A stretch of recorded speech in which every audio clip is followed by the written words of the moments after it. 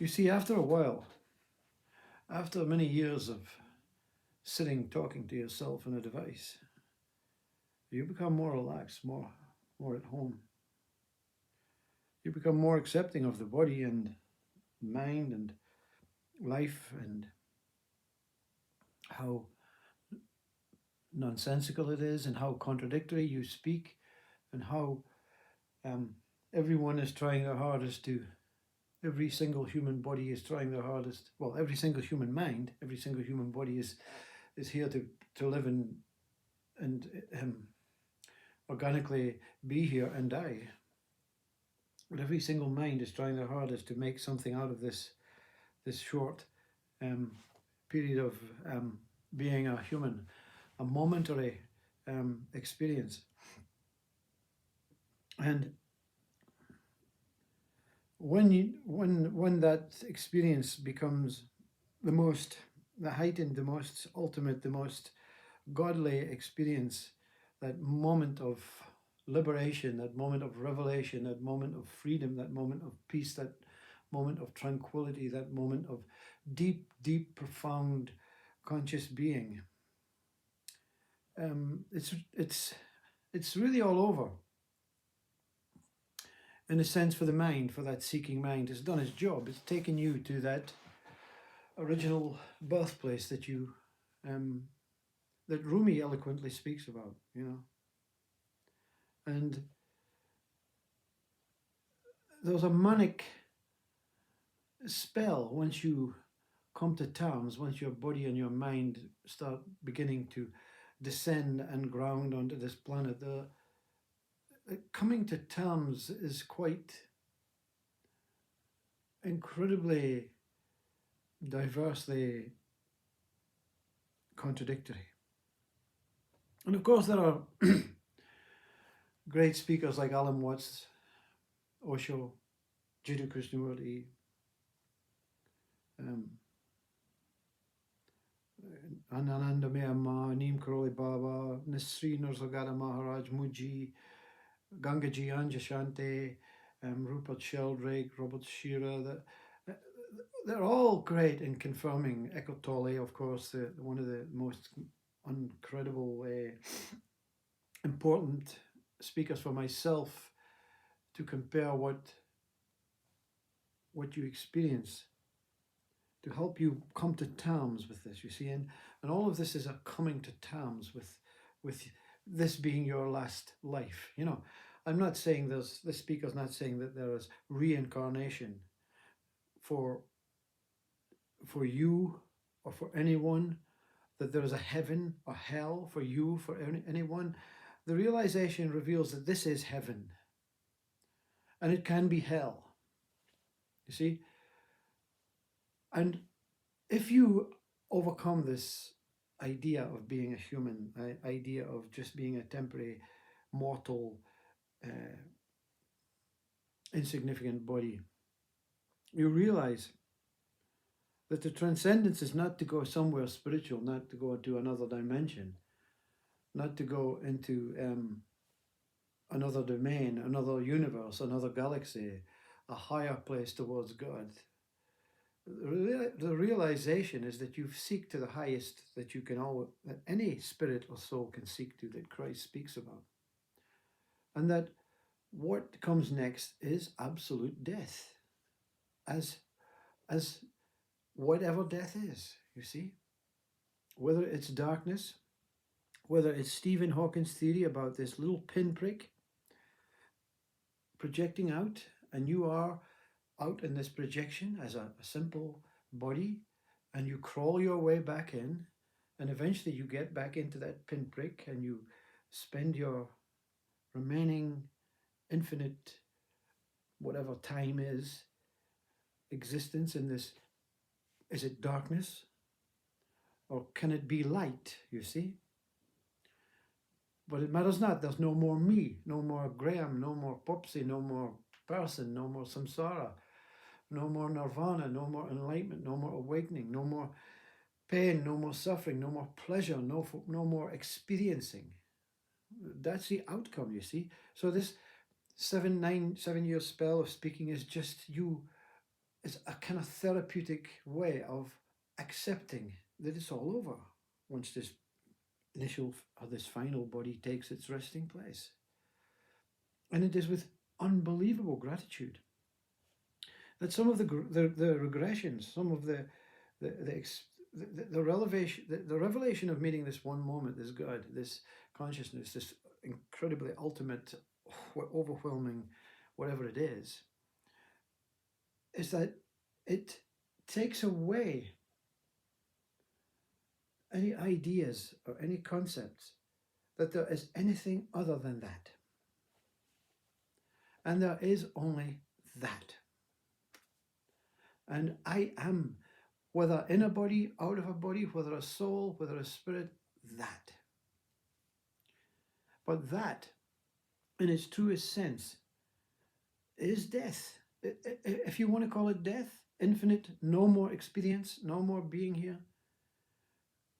It's not a dream like heavenly place. It's just nothing. It's just nothing. If you become a cloud, is that possible? I mean, in our molecule atom-based world where everything is just atoms and molecules floating around, turning into some sort of objective idea through a mind and an eye and an optical nerve and a brain and all that to make sense of what is taking place. I mean, if you turn back as a cloud, then that's even something. But this death is nothing. There's no more, see? It's intimidating for the mind because the mind has to face it.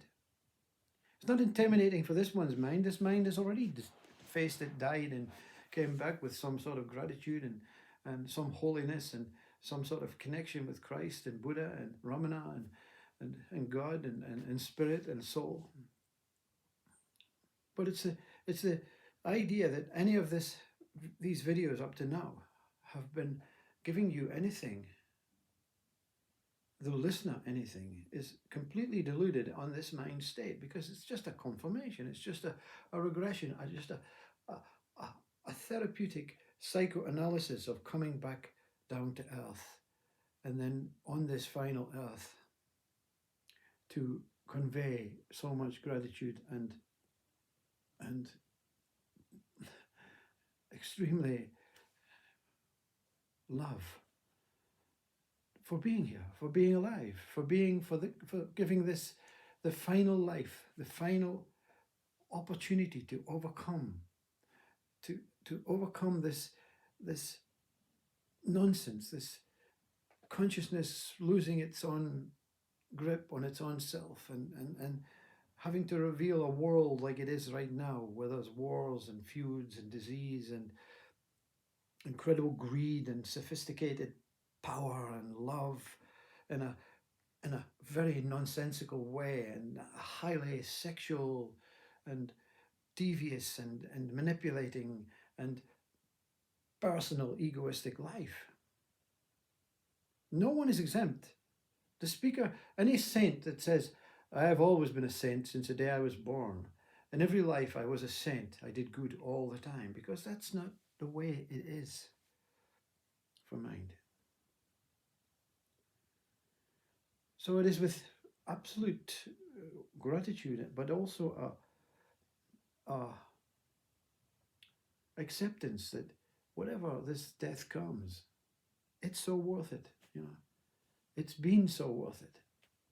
And whatever it is, it simply is. And inside, that's what you're experiencing. When you experience this ultimate dissolution from God, to say, that's it, time up, you've done it, you've met that one, but you won't know, you won't understand, you won't be able to share. You can sit in front of a device for years and years and centuries. You'll never be able to explain and describe what I am, says God. But you've done it. You've done the Rumi thing. You've done the task. You've set out. Whatever you are, whatever you thought you were, you're not. Whatever you truly are, you're not. You're just an idea. You're a thought from myself, says God, and I experienced you because I cannot experience myself. So I experience myself through you. So we're all acting out in godly ways. And God is not what we make of it, a nice, good, always right, always in,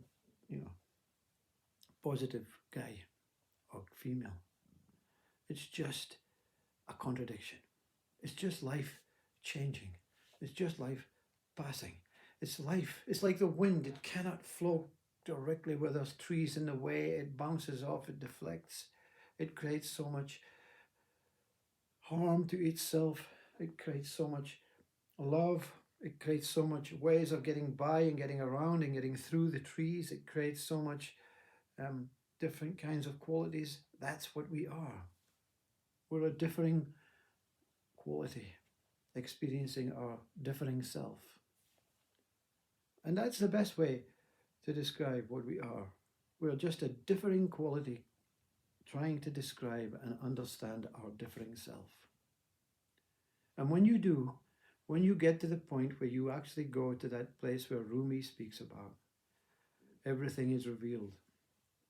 And this speaker, through over 1,400, maybe 1,300, 1,400 videos, has tried in its almighty way to share and to reveal the moment that the moment gave way to invite me into the moment and remove this, what I was as a consciousness, out of this consciousness, to remove that what I was as an I, out of this I, and back into the moment. And the moment is freedom. The moment is liberation. The moment is death. It is darkness or light, whatever your mind wants to make of it. But it's all over. So it's all over for me. And thank you for listening. Thank you for understanding. Thank you for commenting, although there's not much opportunity. Thank you for liking or disliking. Thank you for subscribing. Thank you for being here. Thank you for the music. Thank you for the love, the affection. Thank you for the what you would call deformation comments, the ones that think they know better or think they know less or think they don't know anything. It's all about yourself, inquiring about yourself. And when you find the inquiry within, Christ will take your hand and will lead you to the door of Vishnu, and Vishnu will open the door, and Buddha, Ramana, all these incredible, wonderful and beautiful souls will invite you in through the door, and God will say, get the hell back. You don't get rewards or certificates or recognition here. Your recognition is that you are able to live out your final life free, final life as a human, and just love and give and accept and have trust and have faith, because all these things led you to this place, says God. And God says, that's what I am, a magnet. Some of the filings, they get lost. I'll never, ever, ever recover them. I never find them. They're lost in space because they thought they could do it their way. But you, my son, said, you knew how to do it your way. You know how to do it my way. You just surrendered and gave up. And the magnet just pulled you slowly through the door. And you're home. I hope you find your home that you always are looking from.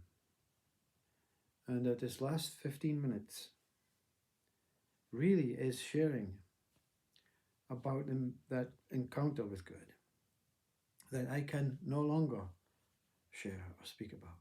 That encounter with that what is the close proximity to God, because you cannot see God in its fullness. Because God in his fullness is the whole. And Christ is the holy that guides you to that magnet for you to be sucked in and taken and saluted and sent back